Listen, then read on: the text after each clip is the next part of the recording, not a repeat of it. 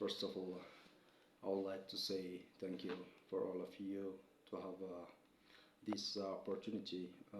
Today, I will speak on the role of economic institutions in economic growth and stability.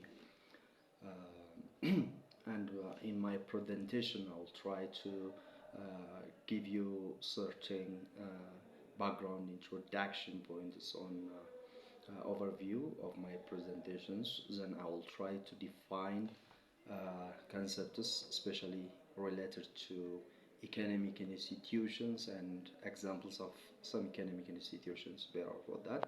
And thirdly, I will try to speak on economic growth and stability. Especially, I will try to explain the economic growth and importance and the importances of economic institutions in promoting growth as well as stability. And fourthly, I'll try to speak on the roles of some regulatory agencies, central banks, and financial markets in economic institutions in making growth and stability.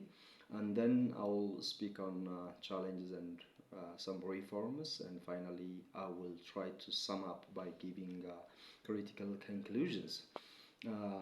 As for my introduction, as I already mentioned in the topic of my discussion, today I would like to give a hint on the roles of economic institutions in economic growth and stability. And particularly, I will talk on a theme of concepts on understanding the crucial role of economic institutions in shaping the economies. As we all know, the significance of economic institutions in shaping economic landscape, uh, especially these economic institutions are fundamental to the functioning and developments of economies. So these institutions includes banks, regulatory agencies, labor unions, markets, and governmental entities, and these all plays a crucial role in shaping the economic behavior and performances. By creating a structural foundation for economic activities, because they establish the rule of the games, and they provide a framework within which individual and companies can make decisions. So, by shaping these incentives and providing a mechanism for cooperation and collaboration among different actors that play in a market, these economic institutions are detrimental for the success of economy. The fact that they are efficiently designed and as well as efficiently functioned is much more important, because the promotion of economic development and reduction of poverty, so that to enhance the livelihood of citizens. What's most important is both the designs and functions of these institutions matters most. So, as I have already mentioned in the beginning of my speech, on overall of my presentation will be structured on defining what economic institutions is, how economic growth and stabilities could be maintained, and the roles of different regulatory and financial institutions, and as well as financial markets will be discussed, and some challenges and reforms are also be presented. As for definitions of economic institutions, as I put it in examples of these economic institutions could include central banks, regulatory agencies, and as well as financial markets. So, by definition, economic institutions are symbols which composed of some laws, regulations, practices, as well as customs that facilitates and regulates the economic activities of society, and they are the structures that guide the production, distribution, and consumptions of goods and services. More explicitly, they determine how societies could produce, what to produce, how to produce, and for whom to produce is determined by these institutions. So the efficiency, stability, and fairness of economic institutions or economic systems heavily depend on the design and the functionalities of the underlying institutions. In explaining the economic growth and stability, economic growth refers to an increase in countries' production of goods and services over time, which leads to an increase in income and improve the life standard of citizens. By stability, we refer to the ability of an economy to maintain the steady growth and kind of low inflation and low recession, where avoiding excessive fluctuations. So markets need to be predictable in a sense that they are stable.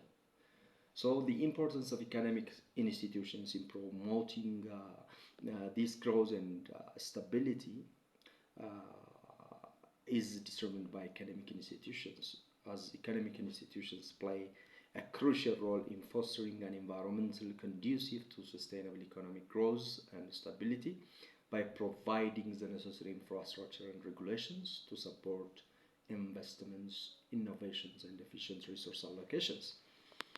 For example, if you take one of the economic institutions' contribution to growth and stability, for example, central banks, through their monetary policies, central banks can regulate the money supply and interest rates to control the inflation and support of the economic stability.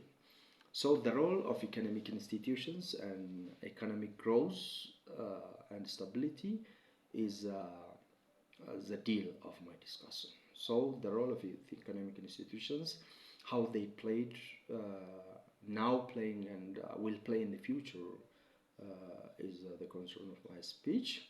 So the balance between the laissez-faire approach as well as the government regulation approach, to the degree of the system of regulation, is the heart of the economic institutions. The striking indicator for stresses that the financial most important institution underlying economic institutions.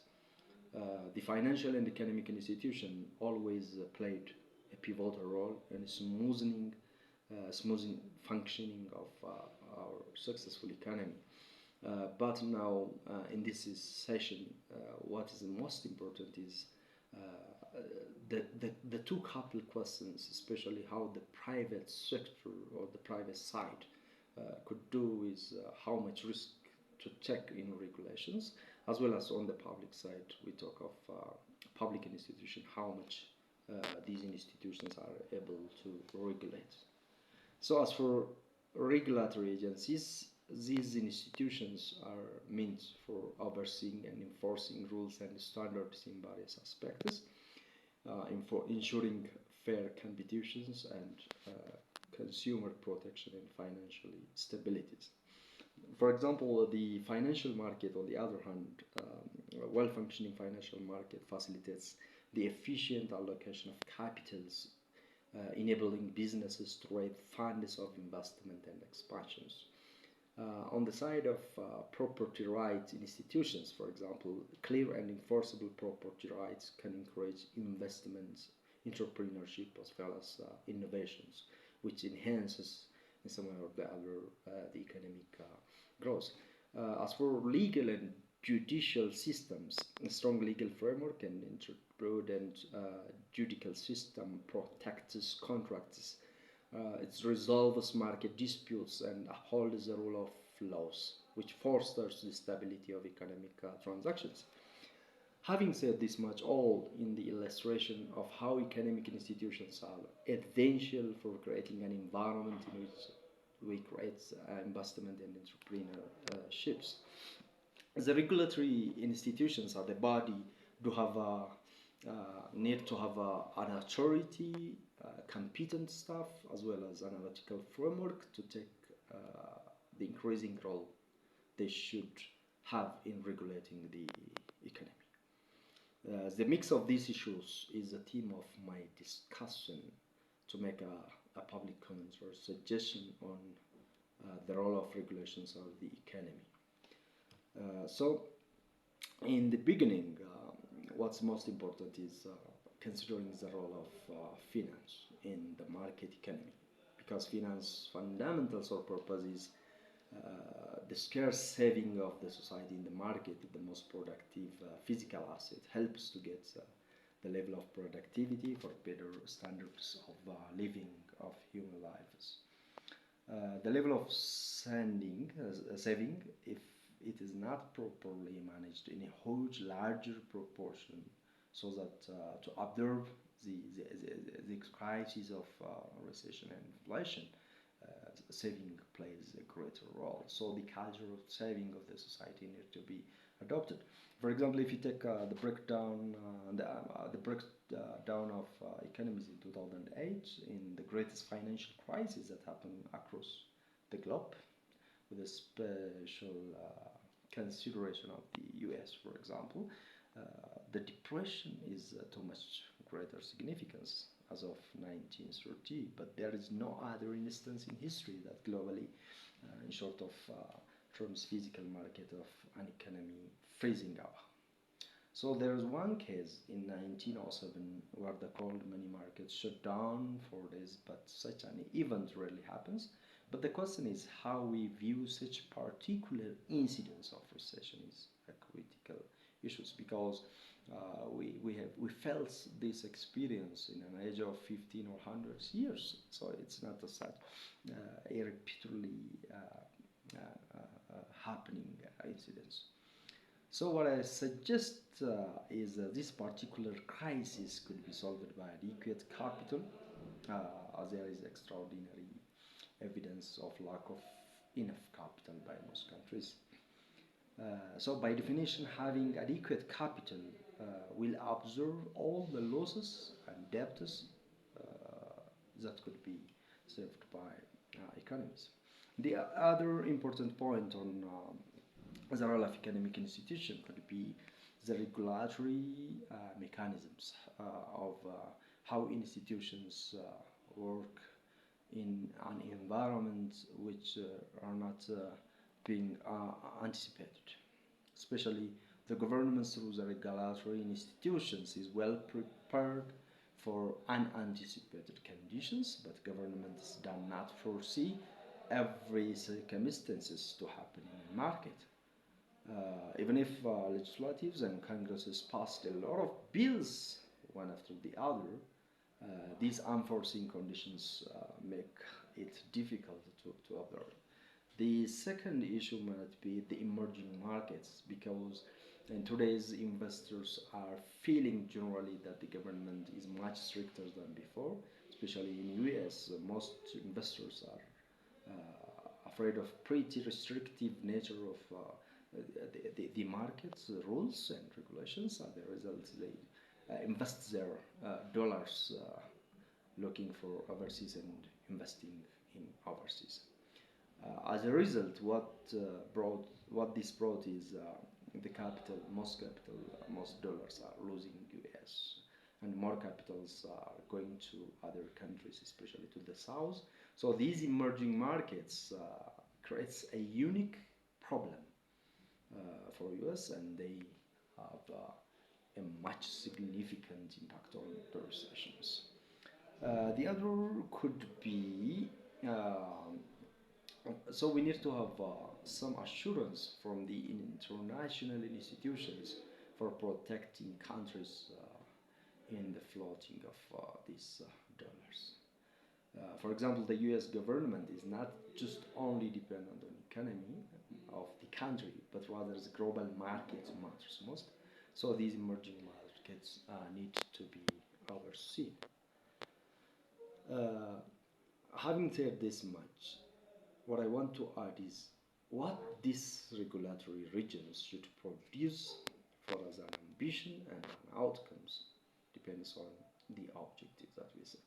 So we can further give three basic principles for financial institutions. The first is a systematic risk regulator, in which we talk of this about macro or systematic overlooking.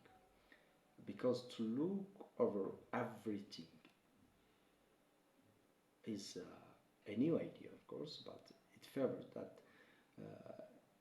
The idea of introducing mechanisms of regulatory institutions in a macro systematic risk regulator is one of the most important planks that could produce the right outcome. And the second could be the need for having strong macro prudent regulation, especially cancer related control.